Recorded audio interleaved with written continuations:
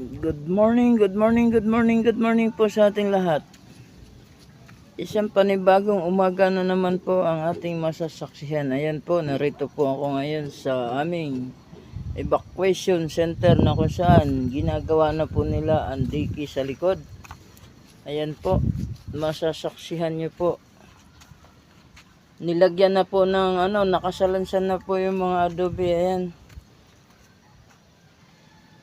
Patong-patong na po siya. Dito lang po yan sa aming evacuation sa center sa likod ng barangay hall ng San Miguel. Ayan po, mga yari na po. Ayan. Ayan.